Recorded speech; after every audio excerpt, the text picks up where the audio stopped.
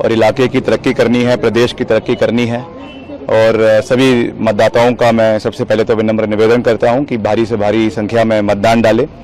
और हमें पूरा विश्वास है कि जो सकारात्मक तरीके से हमने चुनावी प्रचार किया है, मुद्दों की बात करी है, चाहे स्मार्ट सिटी की बात करी है, टनल्स के निर्माण की बात करी है, इंफ्रास्ट्रक्चर के निर्माण की बात करी है, मेडिकल कॉलेज के निर्माण की बात करी है, हर दृष्टि से हमने प्रदेश के हर वर्ग को हमेशा प्राथमिकता देने का प्रयास किया है।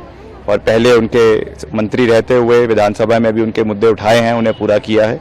और वैसे ही सभी के आशीर्वाद के साथ जब हम यहाँ से जीतेंगे तो यहाँ के विषयों को हम दिल्ली में भी पूरी मजबूती से उठाने का प्रयास करेंगे। जैसा कह रहे हैं कांग्रेस जीतेगी, मंडी पार्लियामेंट्री कॉन्स्टिट्यूंसी के लोग विक्रमादित्य को क्यों चुनेंगे, कंगना को क्यों नहीं? ये तो जनता ही तय करेगी कि हमें क्यों चुनेंगे और उनको क्यों नहीं चुनेंगे। मगर हमने ये जो चुनाव लड़ा है ये मुद्दों के ऊपर लड़ा है। उन्होंने जो चुनाव लड़ा है वो नकारात्मक सोच के ऊपर जो है पर्सनल अटैक्स करने पे लड़ा है।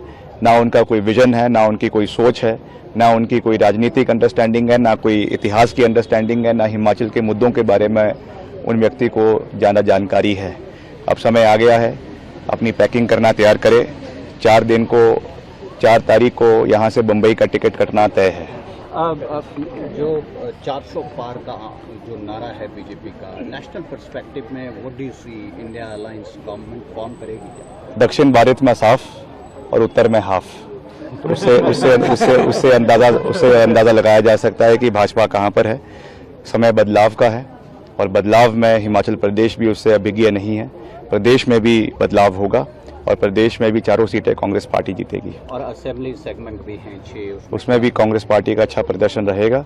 जिस तरीके से एक प्रचलन प्रदेश के अंदर नया ट्रेंड शुरू करने की कोशिश करी जा रही थी, एक चुनी हुई सरकार को अस्थिर करने का प्रयास किया जा रहा था, जनता उसका कड़ा जवाब जो है वो आज देगी और उसके परिणाम 4 तारीख को पूरे प्रदेश को पता चल जाएंगे। और इलाके की तरक्की करनी है, प्रदेश की तरक्की करनी है। और सभी मतदाताओं का मैं सबसे पहले तो विनम्र निवेदन करता हूं कि भारी से भारी संख्या में मतदान डालें। और हमें पूरा विश्वास है कि जो सकारात्मक तरीके से हमने चुनावी प्रचार किया है, मुद्दों की बात करी है, चाहे स्मार्ट सिटी की बात करी है, टनल्स के निर्माण की बात करी है, इंफ्रास्ट्रक्चर के निर्माण की बात करी है, मेडिकल कॉलेज के निर्माण की बात करी है, हर दृष्टि से हमने प्रदेश के हर वर्ग को हमेशा प्राथमिकता देने का प्रयास किया है। और पहले उनके मंत्री रहते हुए विधानसभा में भी उनके मुद्दे उठाए हैं, उन्हें पूरा किया है। और वैसे ही सभी के आशीर्वाद के साथ जब हम यहाँ से जीतेंगे तो यहाँ के विषयों को हम दिल्ली में भी पूरी मजबूती से उठाने का प्रयास करेंगे।